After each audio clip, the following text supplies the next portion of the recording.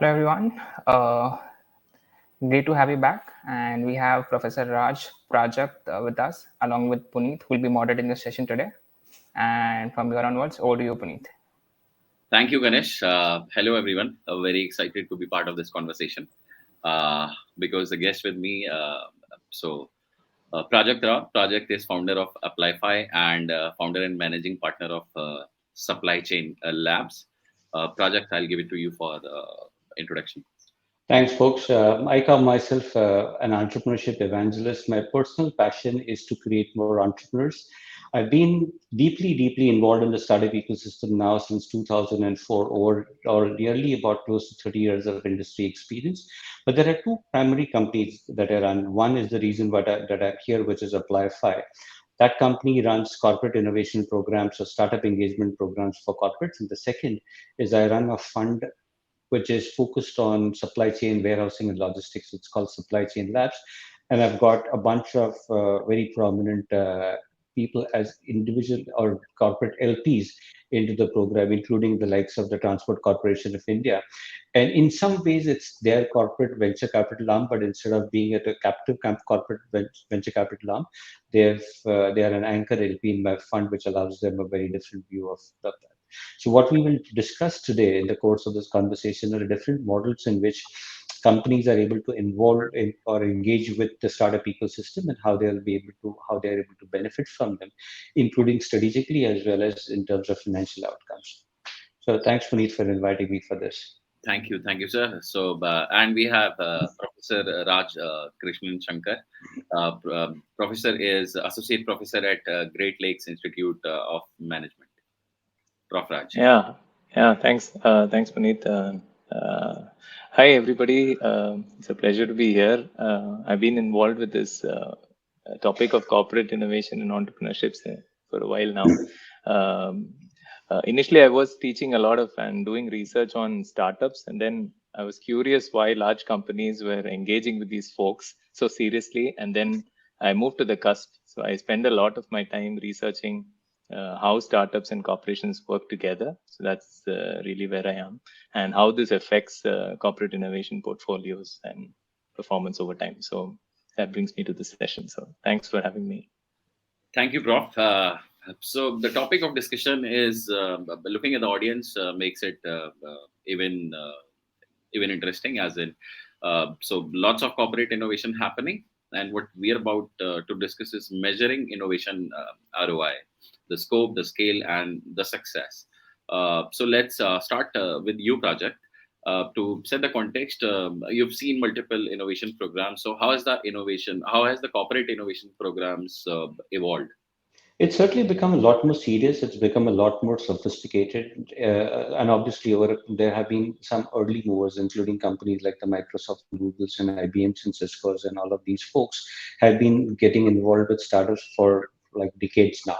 But over the last 4 or 5 years, what has happened is a lot of other corporates that otherwise would not have been very connected with the startup world have started realizing that there's something happening there in terms of innovations, in terms of technologies that they might be able to adopt in their own thing and stuff. And they're trying to figure out ways in which they can involve more meaningfully. Now, whether it's corporate accelerators is only one way in which companies can evolve, and it requires a little bit of heavy lifting, planning, and resource allocation and seriousness on behalf of the corporate. So, what I see is that there are different levels of depth at which corporates go through the innovation program. There are some that want to do it a little light touch, and therefore they will. And each of these are meaningful in everybody's context. Different people will have different expectations of outcomes that they will have from that. So there are some companies that start with a very light touch one to get themselves familiar with the landscape, to understand what is happening, to really go out and sniff and see whether things are something that would be relevant for them. They start getting a little more comfortable with the fact, and they get into things like an incubator or an accelerator. It typically starts off with calling an organization like us or many other organizations that help them run these programs, who bring in the skill sets of identifying companies and helping the companies, helping identifying the startups and helping these large corporations navigate the startup ecosystem and actually bring it into the thing. And yet there are some companies that would go on to create innovation programs that are very specifically designed for identifying solutions to problem statements or opportunities that they will be pursuing, where they know that there's a lot of innovation that happens outside of their R&D labs. So overall, whether it is a light touch or whether it is a very heavy lifting model, there is a lot of sophistication that has gone in how these products and how these programs can be structured. However, I would not say that it has become mainstream. Even now, while the number may have increased fivefold, very, very few companies are engaging very meaningfully with startups. And my view to when I get an opportunity to talk to corporations, I tell them that it's high time that they start looking at at the startup world. And I don't mean the startup world in the way they any innovation that is happening from outside, and figure out how they will be able to sniff and keep on their radar, finding things that would be relevant for the business. Things are changing so fast, things are changing so rapidly, and industries are getting, sort of completely restructured. And we think about the pandemic. During the pandemic, a lot of companies that were consumer businesses, for example, FMCG or consumer durable, who were using traditional or legacy distribution systems, suddenly had to adapt to omnichannel. Now, omnichannel is a completely different world than the traditional distribution models. And without the ability to handle, the tools and technologies that are required for a completely sort of non-predictable kind of an environment of how omnichannel works and stuff like that, many of those companies struggle. And during that pandemic, the companies that did really well are the ones who were already involved with some of the innovations that allowed them to transition better to an omnichannel way. So I think it's a process. A lot of companies are recognizing the need. Not all of them have the sophistication internally to be able to do that. Puneet, I hope that answers your question. You're on mute, Puneet. Yeah. So I'll come on to Prof. Yes. Prof, we've talked earlier about your research. You've been looking at programs, corporate innovation programs, and how different programs have been. So, how do you see, like, what kind of programs you would say were success? What has worked? What hasn't, and why? Yeah, I agree with Prajat on this evolution that's taking place, but we're still a long way from really realizing the value of engaging and going beyond organization boundaries to source knowledge, new knowledge. But I think we must also acknowledge the fact that, from 30 years ago, where we were almost not doing any innovation at all, and we had large behemoths actually closed down even in India, to today an Indian Oil Corporation or companies like them coming together and setting up startup funds and making investment with startups. I think it's a huge change in the sector. I think it's a very positive signal. But I totally agree with the project that we're seeing very little of it. We still and we must agree that while some of them are serious, many of them are also a form of innovation theater. It's like everyone's doing it, so we should do it. So announce a small budget and get away. So, and that's one of the reasons why I think a lot of these programs also have waves. So you see there is a season when a lot of these programs keep increasing, and then over a while it starts dropping because it's not it's not in season or whatever. So some of the reasons why these programs fail, I think, is because it has no strategic intent behind it. I think one strong reason. So many of these programs, especially going outside organization boundaries, if they are not backed by a connection to a larger corporate innovation need, a strategic need to be innovative, and accepting the fact that we can't do all our innovations in-house, I think these two really have to come together and then birth a program for it to be successful. And when we do this, I think the second factor comes in, which means it has long-term strategic funding to support it, because these are not programs where you see immediate results all the time. Sometimes you do, but sometimes it takes a while. for these results to start flowing in. So I think that having the strategic intent and then having the resourcing, connecting it to the core of the business to also realize that they have to absorb this, I think are very strong factors. And I saw this even in corporate accelerators. So a lot of corporations started accelerator programs, and then many of them closed down. And what we notice is when there is in the startups that are being selected and the larger corporate, goals or the strategies, clearly over a period of time, you see these kind of where units tend to disappear vis-a-vis those that have strong strategic fit, which I think is really important. For the success factors, I think we need to acknowledge the fact that this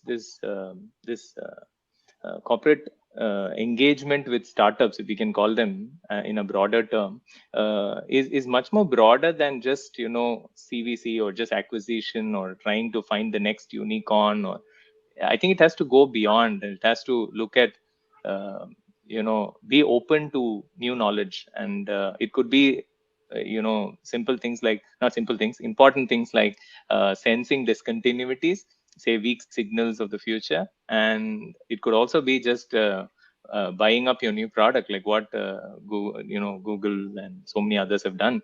They've actually expanded their portfolio through acquisitions. In fact, for a lot of people, when I teach in class about innovation and say that if you look at the innovation, the products of Google, many of them are acquired. So and Google, I think, does something like I was reading a report where they had done, I think, in 5 years close to about 150 acquisitions or something.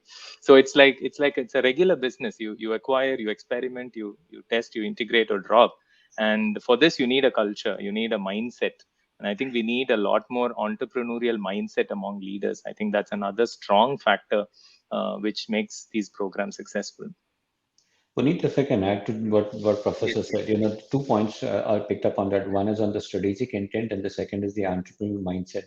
I think what is important is to have somebody in the company who sits outside of the business unit and is able to think about the future and what disruptions are going to come in, and therefore contextualize it for the BUs. And a lot of times, business unit heads, if you ask them where things would be, they will look for incremental innovations or incremental changes on the as a situation at that point of time. But somebody who's sitting outside will look at how things are getting disrupted. So, for example, if we take a large FMCG company, a lot of those things, this the business is growing, markets are expanding, but somebody who's sitting outside in the innovation lab of that company would look at perhaps, hey, there's a whole new wave of D2C brands that is coming up, and what implications will that have in 5 years for my hair care business, for example, or the this business or that business and stuff. And what can we learn from some of these D2C brands and the technologies that they are adopting and using and stuff like that?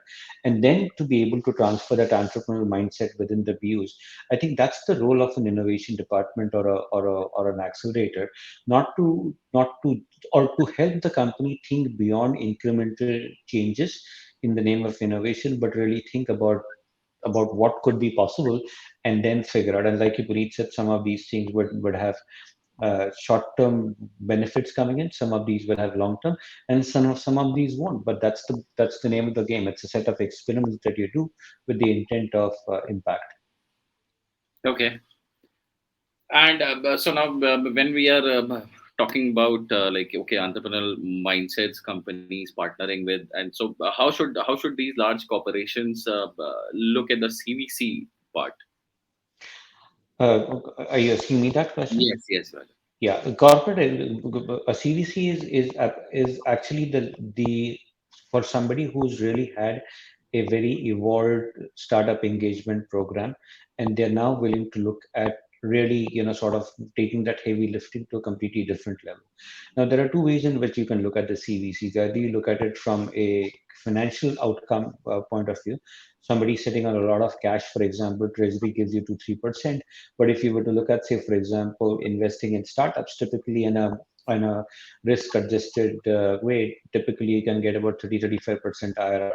Now that's significant. Not all companies are geared to do that, and you can only do it only when there is a qualifier, because looking at companies to adopt because the technology is relevant for you is a very different skill set. And looking at investing in a company for financial outcome is a very, very different ballgame altogether. Even if the company is the same, the outcomes could be quite different. So CVC companies should look at only when there is enough sophistication within the organization to be able to look at it and think like a VC. On the other hand, there are corporations who run CVCs purely from the view of getting in early into technologies that might be disruptive. So it's very important to decide, am I doing this for strategic reasons? And in which case, what are the disruptions that I'll be investing in? Or am I doing it because I want to get financial outcomes from that?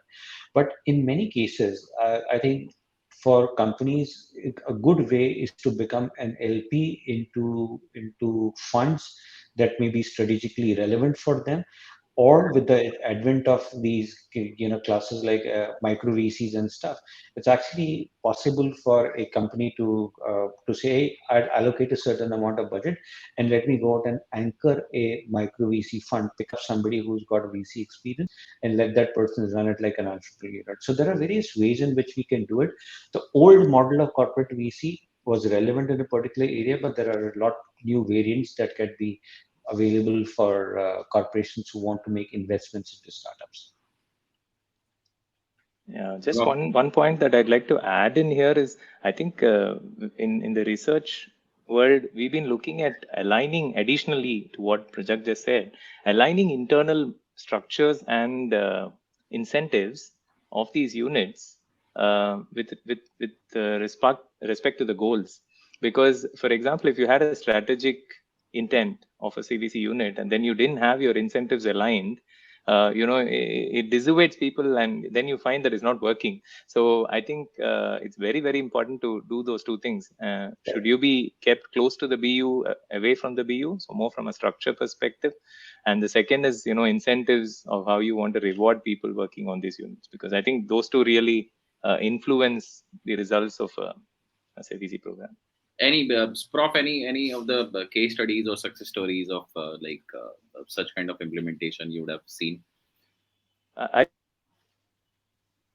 with a few of these German corporations. So we've seen Siemens has a very successful CVC program running for many years. They made some very nice investments, and that's because the objectives, the structure, the goals are very clearly aligned.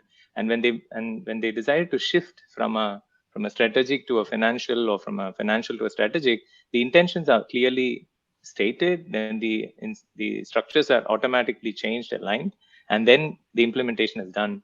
I think the other exemplar in this is Intel, which has done a fantastic job with their CVC program. They continue to be one of the front runners on that. I think the maturity, the learning that the organization has had from its CVC experiences, I think is very valuable. And that's something a lot of organizations don't do. They just do the CVC program. But if you ask them, okay, what did you learn from the CVC program so that you can guide your future corporate innovation strategy, that would be very less. But when you go to companies like, say, Intel or Siemens, you really see that happening in a very organized way. Okay, and so Prajakth, from let's say startups point of view, you go to a VC or a CVC. How does that work? Actually, both have very different outcomes from a point of view. If it's a CVC that is there for financial outcomes, you may have a very different way of looking at future rounds of investment. But if somebody is making an investment purely for strategic benefits and they have no intent of exit, I think the terms on which you get that investment are going to be super important, so that you don't mess up the chances of getting a further round. So, for example, if it's like a pharma company that has got into a healthcare startup purely from the intent of getting the large database, and they say, hey, this is a great investment because it would have cost me a few hundred crores of marketing money to get this database of 10 to 20,000 doctors, but now I've got it ready-made with a 5 crore investment, but they have no interest in sort of exiting from that, in which case, somebody sitting on a cap table with 20-30% equity might actually harm you in terms of fundraising. It's important for startups to assess. The good part about the startup world is that there are no right or wrong answers. Everything needs to be contextualized in different circumstances and where you are. So, Prof, I'll come to you. So, in terms of again, so if as a corporate you have to go after, let's say I'm a corporate who intends to work towards the innovation programs. So, by any kinds of any framework, or how should I approach it? How should I approach starting up a corporate innovation program so that like I move towards success and I'm like I get my ROI? Yeah, I mean, I think the first thing to drop is ROI thinking, if I can call, because if you keep looking at ROI and you know ROI, how it works, Innovation and it's always ROI in the short go term, together. right? Yeah. So it's almost like, it's almost like kind of an oxymoron saying, okay, I will do innovation and I want to see results tomorrow because I can't measure. Yeah. So I think, one of the ways, but I mean, jokes aside, it's very important to have economic returns on innovation initiatives. And how do we organize them? I think a lot of focus of innovation has been on metrics of ROI. So, for example, return on investment in terms of, you allocate a budget, you see how much you get returns, or return on assets, or revenue or profits. And my concern with that has always been that you're just measuring outcomes. While innovation is about more processes, it's more about seeding for the future. So I think we need more metrics, number one, which look at both the process and the outcome. So I think we need more balance on that. So that's the first thing I would suggest, that we have broader metrics, one on the process side and one on the outcomes, because outcomes only tell us what's happening today. Process will tell us what's going to happen like 3 years down the line, 5 years down the line. So when I walk into an organization and I see that they're actually doing hackathons, they are doing entrepreneurial mindset programs, they're doing something like what Adobe does with the the boxes that they give to employees, that something is going to happen 3 to 5 years down the line, because they're constantly measuring progress on these programs. So you don't have outcomes today in the traditional sense, but you're going to see outcomes later. So I think we need two sets of outcomes or measures, one on the process and on the outcomes. With regard to organizing it, personally, I've kind of thought about this deeply and think that there are at least 3 levels of innovation programs that we must have in an organization. The first is really nurturing programs. And these are programs where you seed ideas for the future. You engage with startups at a very early stage, like accelerators, incubators. You run hackathons, you run entrepreneurship programs among employees, and so on. And this is really seeding ideas. So, and you need a different set of measures there. For example, how many ideas did you get? And how many really qualified? How many moved to a prototype, and so on. And then the second category, which I have begun to call as venturing initiatives, is where we think there is a clear sense that this is going to be a trend in the future. So we need to make some early investments to be sure we have something like a real option, so that we can always increase it when we go ahead. And so from the nurturing initiatives, a few would probably either signal venturing initiatives, or they will just drop off as experiments.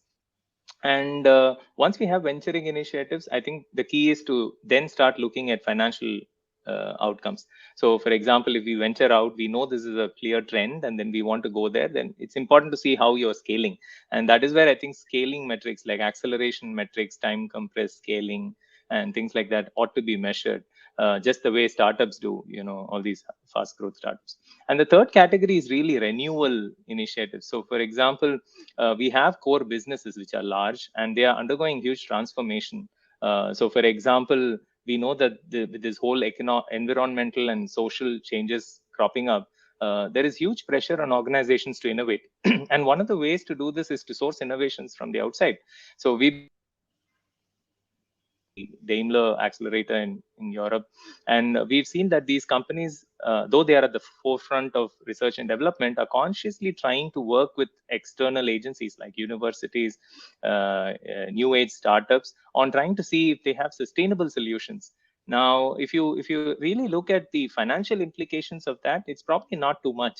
But just embracing that new technology would reduce GHG emissions dramatically, or would make the product itself more sustainable in the long term, increase the life cycle of the product, and better ways to kind of recycle it, restore it, and so on. So I think from a renewal perspective, it's important because the core business needs to continue. And for that, we need innovation seeded in. So I think of it as a portfolio of sorts, which has near-term projects on all of these three categories, and also medium-term and long-term initiatives across these.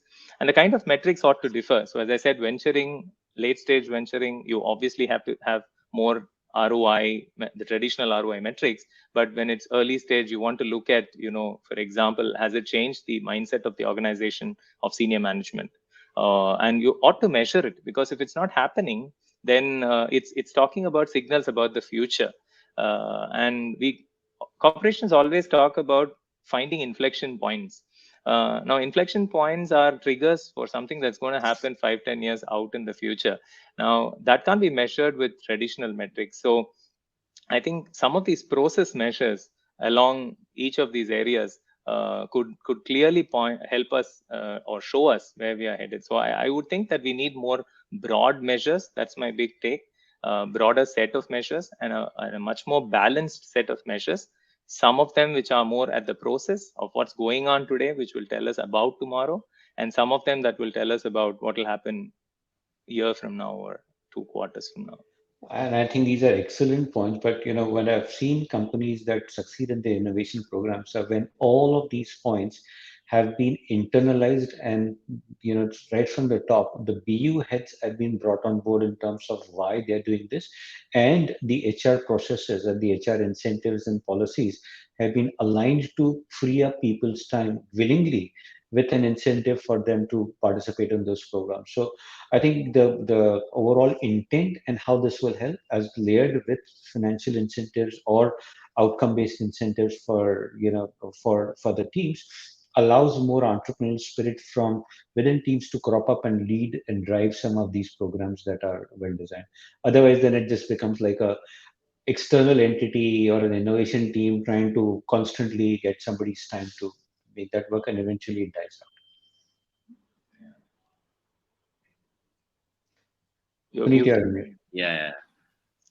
Yeah. So as Prof also mentioned earlier, it does not have to be an innovation theater. The need has to be driven from the business side. Awesome. Absolutely, yeah. Yeah. So I'm done with my questions. A very interesting conversation. We'll open it up for questions to the audience. I'll just look at the chat.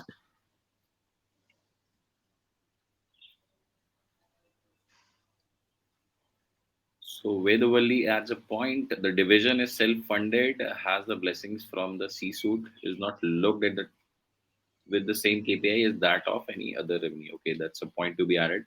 So there's one question from Yuvraj. Ideally, academia play an important role for CVC, but there is a huge gap between industry, academia, and many sectors. How to address it? Founder Agri Career. Any comments on this, gentlemen? Yeah, I mean, I think I've been a very strong proponent that academia should not be delivering to industry. Academia and industry have to co-work and co-create knowledge. This is not happening, and because there is no co-creation of knowledge, it's always like is one side the giver and the other side the taker, and because of which there's never been a strong shake hands of our handshake of industry and academia. So it happens a lot more in engineering, a lot less in management and strategy and innovation. And I think the reason for that is also, as Prajakth mentioned earlier, it's a shift in mindset that's required. So you see a lot of these progressive organizations. So you see Cisco having a center where they actually develop new models for managing innovation at a university, or Intel constantly going back to Harvard and asking about disruptive innovation. But you don't find that happening a lot at our organizations here. It's more like management development programs, more traditional stuff.